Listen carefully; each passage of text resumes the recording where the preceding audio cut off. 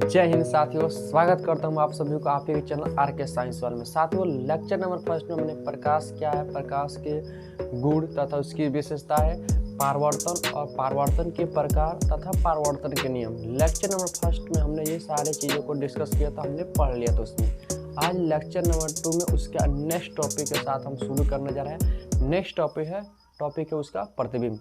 प्रतिबिंब क्या होता है तथा प्रतिबिंब के कितने प्रकार होते हैं। ठीक इसके आगे हम लोग पढ़ेंगे कि समतल दर्पण से प्रतिबिंब की बनने की क्या क्या विशेषताएं होती है। उसके बाद से हम लोग मिरर के बारे में पढ़ेंगे, दर्पण के बारे में, दर्पण के कितने प्रकार होते हैं ये हम लोग पढ़ेंगे जी। तो आइए जानते हैं प्रतिबिंब होता क्या है। तो देखिए, आप अपने आईना में आपने अपना चेहरा देखा होगा जी। आईना यानी जो समतल दर्पण होते हैं, आपके घर में, सभी लोगों के घर में लगभग दर्पण होगा और आप लोग अपना हेयर स्टाइल ठीक करने उस दर्पण में जाकर देखते हैं जी। आप जैसे ही जाते हैं दर्पण के सामने तो आप ही के जैसा सेम टू सेम दूसरा कोई दर्पण में दिखाई देता है जी, और वो भी सेम आप ही के जैसा होता है। वो दूसरा कोई नहीं, वो आपका प्रतिबिंब है। वो प्रतिबिंब बना कैसे, वही हम लोग चर्चा करने जा रहे हैं कि वो प्रतिबिंब बनता कैसे है। देखिए, प्रतिबिंब होता क्या है। तो देखिए, जब किसी भी बिंदु वस्तु से आ रही प्रकाश की किरणें दर्पण से परावर्तन या अपवर्तन के बाद वे किरणें जिस बिंदु पे एक दूसरे को काटेंगी या जिस बिंदु से किरणें क्या हो, फैलती हुई प्रतीत हो, ऐसा लगे कि हाँ किसी एक बिंदु से किरणें फैल रही हो, तो वही बिंदु उस वस्तु का क्या कहलाता है जी, प्रतिबिंब कहलाता है। जैसे कि आप इस फिगर में ध्यान देंगे, ये आपका जो दर्पण लिया गया है, ये आपका एक अवतल दर्पण लिया गया है। एम और एम डैश, ये जो दर्पण दिख रहा है यह एक अवतल दर्पण है। अवतल दर्पण के ठीक सामने अनंत और वक्रता केंद्र के बीच एक ए बी वस्तु रखी गई है। वक्रता केंद्र और अनंत के बीच एक ए बी वस्तु रखी गई है। इस ए बी वस्तु से प्रकाश की किरण आ रही है जी। प्रकाश की किरण क्या हो रही है, आपतित हो रही है। प्रकाश की किरण जैसे आई और यहाँ पर दर्पण पर पड़ने के बाद, दर्पण से पड़ने के बाद क्या हुई, ये परावर्तित हो गई, यानी यहाँ पर हुआ इन किरणों का परिवर्तन। तो देखिए, जब किसी वस्तु से आ रही प्रकाश की किरणें दर्पण से परावर्तन के बाद, यहाँ पर परावर्तन हुआ और यहाँ पर हुआ। जब किसी वस्तु सारे प्रकाश किरणें दर्पण से परावर्तन के बाद ये किरणें एक दूसरे को जिस बिंदु पर काटेंगी वही बिंदु उस वस्तु का क्या कहलाएगा, प्रतिबिंब कहलाएगा। तो इस ए बी वस्तु से आ रही है प्रकाश की किरणें और ये यहाँ पर दर्पण से परावर्तन के बाद ये दोनों किरणें एक दूसरे को इस ए डैश पर काट रही है, तो हम बोलेंगे कि इस ए बी वस्तु का जो प्रतिबिंब बन रहा है यहाँ पर ए डैश पर बन रहा है जी। देखिए, तो यहाँ पर किरणों के वास्तविक कटान से बन रहा है। ऐसा लग रहा है कि यहाँ पर किरणें का के कन्वर्ज कर रही है, यहाँ पर किरणें एक दूसरे से मिल रही है जी। तो यहाँ पर ए बी वस्तु से किरण आई, दर्पण से परावर्तन के बाद ये दोनों किरणें आकर इस ए पॉइंट ए डैश पर क्या हो रही है, मिल रही है। तो जहाँ पर रियल में किरणें मिलेंगी, जहाँ पर रियल में किरणें एक दूसरे से क्या करें, काटे थे, रियल में मिलते हुए प्रतीत हो, रियल में मिले, तो वो प्रतिबिंब आपका कहलाता है वास्तविक प्रतिबिंब। वास्तविक प्रतिबिंब। दूसरा होता है काल्पनिक प्रतिबिंब। देखिए, डिफिनीशन में लिखा है इसमें कि किसी बिंदु वस्तु से आ रही प्रकाश किरणें परावर्तन या अपवर्तन के बाद जिस बिंदु पर वो कन्वर्ज हो यानी संश्रित, या जिस बिंदु पर वो मिले, या जिस बिंदु से किरणें क्या हो, अपसरित यानी डाइवर्ज, अपसरित होती हुई प्रतीत होती है, वह बिंदु वस्तु का क्या कहलाता है, प्रतिबिंब कहलाता है। देखिए, जिस बिंदु पर कन्वर्ज होती है यानी रियल में किरणें एक दूसरे को काटती है या मिलती है, तो वो जो प्रतिबिंब बनता है वो कहलाता है वास्तविक प्रतिबिंब। और जहाँ पर ये घटना होती है कि किसी बिंदु से क्या हो कि ऐसा लगे किरणें फैलती हुई प्रतीत हो रही है, तो वो प्रतिबिंब कहलाता है काल्पनिक प्रतिबिंब। ये जो वास्तविक प्रतिबिंब होता है ये किरणों के वास्तविक कटान से बनता है। इसमें जो प्रतिबिंब बनता है, प्रतिबिंब हमेशा उल्टा बनता है जी।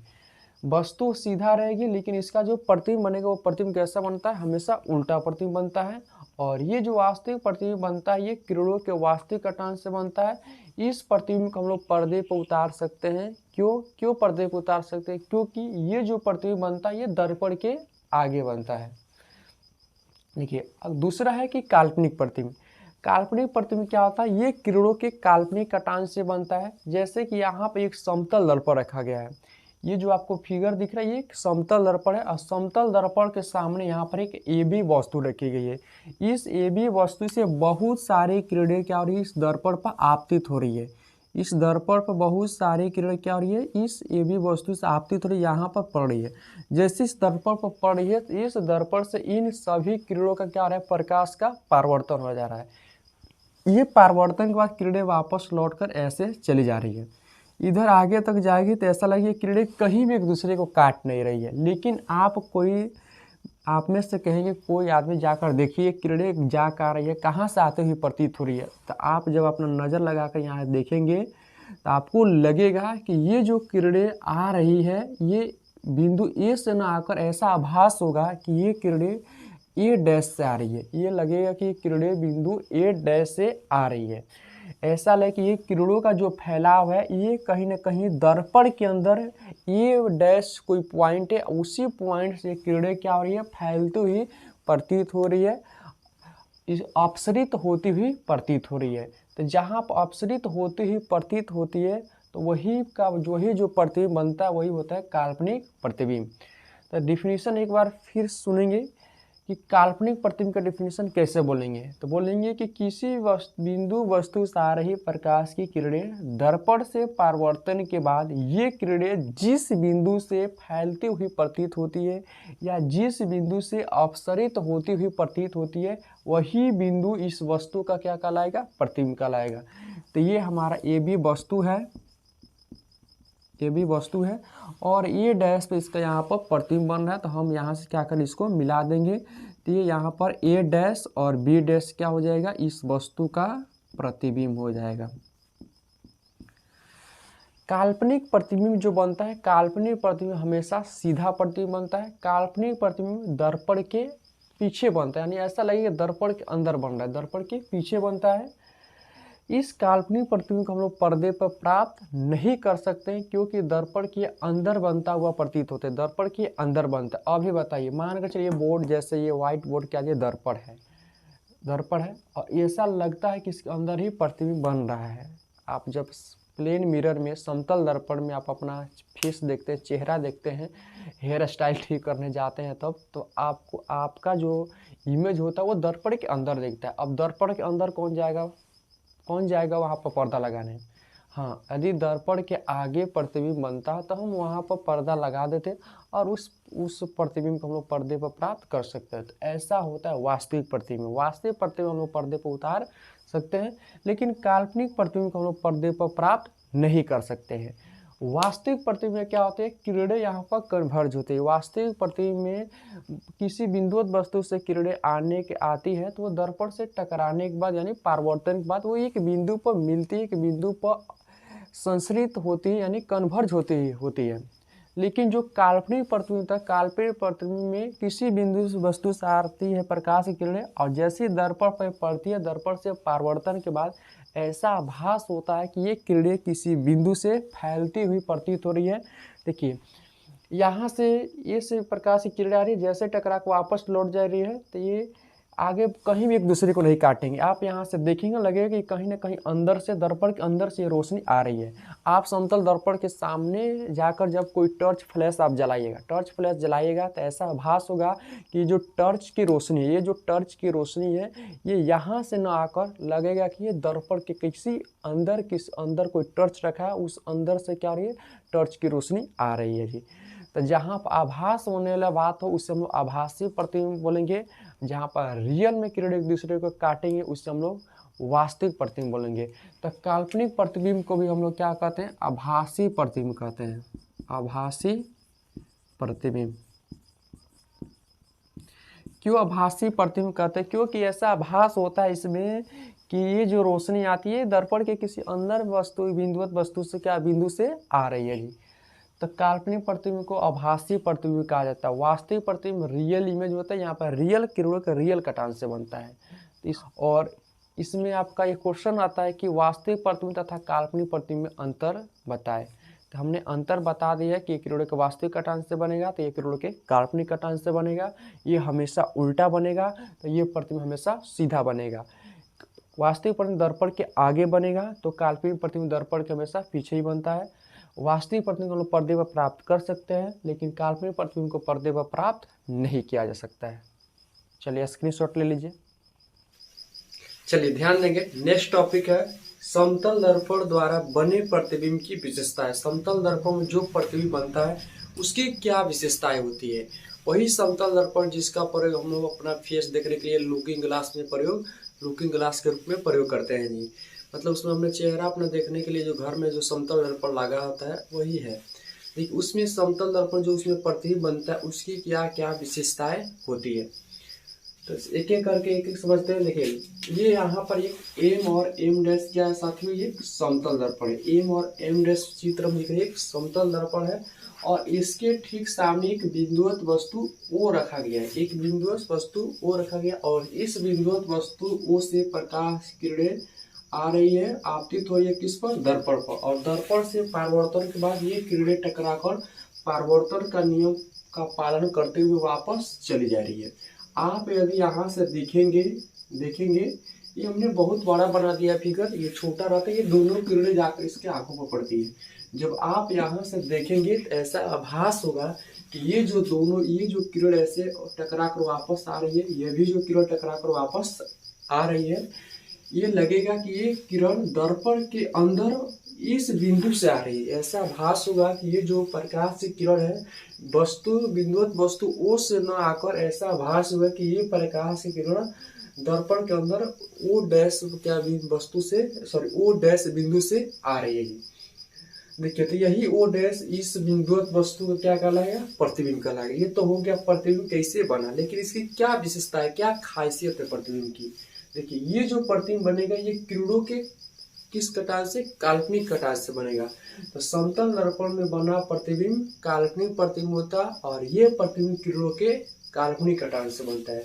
दूसरा पॉइंट है कि इस प्रतिबिंब को हम लोग पर्दे पर प्राप्त नहीं कर सकते हैं। पर्दे पर क्यों नहीं प्राप्त कर सकते, क्योंकि ये दर्पण के अंदर यानी दर्पण के पीछे बनता है, इसलिए इस प्रतिबिंब को हम लोग पर्दे पर प्राप्त नहीं कर सकते।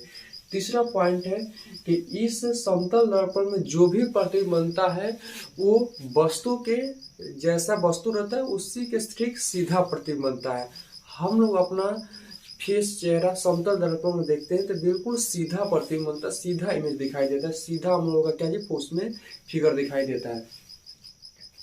चौथा पॉइंट है कि इसमें वस्तु के बराबर इमेज बनेगा, यानी वस्तु देखिए ये जैसे समतल दर्पण है, समतल दर्पण के सामने यदि वस्तु 2 मीटर की है, वस्तु की ऊंचाई कितने की 2 मीटर की, इसका प्रतिबिंब जो बनेगा उसका भी हाइट कितना रहेगा 2 ही मीटर का रहेगा जी। इस सप्ताह हम बोलेंगे कि समतल दर्पण में जो प्रतिबिंब बनेगा वो वस्तु के आकार के बराबर ही प्रतिबिंब बनता है जी। चलिए पांचवा पॉइंट है कि ये प्रतिबिंब कहाँ बनता है, तो दर्पण के पीछे बनता है। छठवां विशेषता है कि ये पार्श्व विपरिवर्तन की घटना को प्रदर्शित करते हैं। पार्श्व विपरिवर्तन की घटना क्या होती है, तो आप जब समतल दर्पण में ध्यान से देखेंगे या आप यदि समतल दर्पण के सामने खड़ा होकर अवकलन करिएगा या आप उसके सामने खड़ा होकर यदि आप अपना दायां हाथ उठाएंगे तो इमेज में ऐसा लगे कि आपका इमेज बायां हाथ उठा रहा है। आप दायां हाथ उठाएंगे तो उसमें ऐसा आभास होगा कि इमेज में क्या जी बायां हाथ उठ रहा है। यदि आप बायां हाथ उठाएंगे तो ऐसा लगेगा कि इमेज हमारा क्या जी दायां हाथ उठाया है। तो इसी घटना को हम लोग क्या बोलते हैं, पार्श्व विपरिवर्तन। तो समतल दर्पण में पार्श्व विपरिवर्तन की घटना होती है, पार्श्व विपरिवर्तन की घटना को प्रदर्शित करता है। अगला पॉइंट है कि इसमें जो वस्तु दूरी यानी हम समतल दर्पण से जितनी दूरी पर खड़ा रहेंगे, जितनी दूरी पर हमारी वस्तु रहेगी उतना ही दूरी पर दर्पण के पीछे क्या बनेगा जी, उस वस्तु का प्रतिबिंब बनेगा। यानी हम कहें कि वस्तु दूरी इधर का x है और इधर का प्रतिबिंब दूरी y है, तो ये जो वस्तु दूरी x होगी ये बराबर होगी प्रतिबिंब दूरी y के। x क्या है, x में आप लिख देना x है वस्तु दूरी और y क्या है, तो y है प्रतिबिंब दूरी। तो वस्तु दूरी तथा प्रतिबिंब दूरी आपस में क्या होगा, बराबर होगा। इसको हम साबित कर सकते हैं कि कैसे पता चले कि वस्तु दूरी प्रतिबिंब दूरी बराबर है। देखिए जहाँ पर प्रकाश की परावर्तन की घटना होती है उसके सतह पर हम लोग क्या खींचते हैं, एक लंब डालते हैं जी। तो हमने एक यहाँ पर क्या डाल दिया, लंब डाला। ठीक। जैसे ही लंब डाला तो आपतित किरण और लंब के बीच, ये लंब है, तो आपतित किरण, देखिए आपतित किरण है, आपतित किरण अभिलंब के बीच जो कोण बनता है वो होता है आपतन कोण आई। आप इसके बाद अभिलंब और पारवर्तित किरण हमारा ये है, अभिलंब और पारवर्तित किरण के बीच जो कोण बनता है वो होता है पारवर्तन कोण आर। और ये आप पारवर्तन के लिए में पढ़ोगे कि कोण आई और कोण आर आपस में क्या होते हैं, बराबर होते हैं। कोण आई और कोण आर आपस में बराबर होते हैं, और तब हम यहाँ आर के बदले क्या लिख सकते हैं, कोण आई लिख सकते हैं, लिख सकते हैं ना। हाँ देखिए यहाँ पर ध्यान देंगे, देखिए ये जो रेखा जा रही है यहाँ से ऐसी और ये रेखा ऐसी, तो यहाँ का कोण और यहाँ का कोण क्या होगा, आपस में बराबर होगा। कैसे, तो शीर्षाभिमुख कोण से, शीर्षाभिमुख कोण यानी आमने सामने के कोण, ये ठीक इसके सामने वाला कोण है, तो ये अभी कोण क्या हो जाएगा, कोण आई होगा। आमने सामने कोण है तो उससे अपोजिट एंगल से क्या होगा, यह भी कोण आई होगा। जब ये कोण आई हो गया तो यहाँ पर ध्यान देंगे कि ये जो रेखा दिख रही है, ये एन और एन डैश वाली जो रेखा, ये रेखा और ये दर्पण में जो इसका प्रधान अक्ष ये दिख रहा है, ये वाली जो रेखा दिख रही है, ये डॉटेड लाइन, ये रेखा और ये रेखा एक दूसरे के क्या है, समानांतर है। ये दोनों रेखाएं एक दूसरे क्या है, समानांतर है, और इन दोनों रेखाओं को एक तिर्यक रेखा क्या कर रही है, प्रतिच्छेदित कर रही है। ये वाली जो डॉटेड लाइन वाली रेखा देख रहे हैं, ये इसे क्या कर रही है, काट रही है, प्रतिच्छेदित कर रही है। तो आपने पढ़ा होगा कि जब दो समांतर रेखाओं को कोई तिर्यक रेखा प्रतिच्छेदित करे तो उसके जो एकांतर कोण होते हैं वो क्या होते हैं, बराबर होते हैं। तो ये कोण आई है तो यह भी कोण आई होगा, किस कोण से, एकांतर कोण से, तो यह भी कोण हो गया कोण आई। ठीक, ठीक उसी तरह यहाँ का कोण आई है तो यहाँ का भी क्या होगा, कोण आई होगा, किस कोण से, एकांतर कोण से। नहीं तो ट्रिक याद रखेंगे कि इस तरह की आकृति जब भी कहीं बनेगी जेड टाइप की आकृति, तो यहाँ जेड का यहाँ वाला कोण और फिर यहाँ वाला कोण, ये दोनों कोण एकांतर कोण से बराबर होता है। यदि जेड के ऊपर वाला हिस्सों के इस तरह से आगे बढ़ाएंगे, इसको इधर बढ़ाएंगे, तो ये रेखा और नीचे रेखा दूसरे के समानांतर है और इसे क्या कर रही है, तिर्यक रेखा प्रतिच्छेदित कर रही है। तो यहाँ का कोण एकांतर कोण से क्या होता है साथियों, बराबर होता है। तो ये कोण आई है तो ये कोण भी क्या हो जाएगा, आई हो जाएगा। अब देखिए, अब इस साइड वाला त्रिभुज देख रहे हैं और इस साइड वाला त्रिभुज देख रहे हैं। देखिए ये दोनों त्रिभुज समरूप है। किस प्रकार समरूप है तो देखेंगे, तो यहाँ इस त्रिभुज का कोण आई और इस त्रिभुज का कोण आई, यानी इस त्रिभुज का ये वाला कोण और इस त्रिभुज का ये वाला कोण दोनों आपस में बराबर है। ओके, दूसरा कोण ये इस त्रिभुज का ये कोण 90 डिग्री का है, तो इस त्रिभुज का भी ये कोण कितने डिग्री का है, 90 डिग्री का है। तो देखिए जब दोनों त्रिभुज के दो कोण आपस में बराबर है तो तीसरा कोण क्या होगा, शेष कोण ऑटोमेटिक बराबर होगा, खुद वो बराबर होगा। तो ये भी कोण क्या होगा, आपस में बराबर होगा। तो ये कोण संरक्षमता के हिसाब से ये दोनों त्रिभुज के आपके क्या है, समरूप है। जब दोनों त्रिभुज आपस में क्या हो, समरूप हो, तो इनकी भुजाएं भी आपस में क्या होती है, बराबर होती है। तो ये दोनों त्रिभुज हमारे क्या है, समरूप हो गए, तो इनकी भुजाएं, ये वाली भुजा और ये इनकी भुजाएं भी आपस में क्या होगी, बराबर होगी। तो देखिए, तो ये वाले हमें यही तो बराबर करना था कि एक से इधर की जो दूरी है और इधर की जो दूरी y है ये आपस में बराबर हो जाए। तो ये बराबर हो गई, इसका अर्थ है कि आप समतल दर्पण के सामने जितनी दूरी पर खड़ा रहेंगे उतना ही दूरी पर समतल दर्पण के पीछे आपका प्रतिबिंब बनेगा। जी एक बार फिर बोल रहे हैं, सुनेंगे ध्यान से। समतल दर्पण में प्रतिबिंब बनने की पहली विशेषता है कि इसमें जो प्रतिबिंब बनेगा वो किरणों के काल्पनिक कटांश से बनेगा, अतः यह प्रतिबिंब काल्पनिक अर्थात आभासी प्रतिबिंब होगा। इस प्रतिबिंब हम लोग पर्दे पर प्राप्त नहीं कर सकते हैं। ये प्रतिबिंब कभी भी बनेगा तो हमेशा यह प्रतिबिंब कैसा बनेगा, सीधा प्रतिबिंब बनेगा। इसमें जो भी प्रतिबिंब बनेगा, समतल दर्पण में जो भी प्रतिबिंब बनेगा वो वस्तु के आकार के ठीक बराबर बनेगा। ओके, ये समतल दर्पण में जो भी प्रतिबिंब बनेगा वो दर्पण के पीछे बनेगा, और ये इसमें जो भी समतल दर्पण में जो घटना होगी प्रतिबिंब की, समतल दर्पण पार्श्व विपरिवर्तन की घटना को प्रदर्शित करेगा। और लास्ट पॉइंट है कि वस्तु दूरी और प्रतिबिंब दूरी आपस में क्या होंगे, बराबर होंगे, यानी जितनी दूरी पे वस्तु उतना ही दूरी पर प्रतिबिंब भी बनेगा।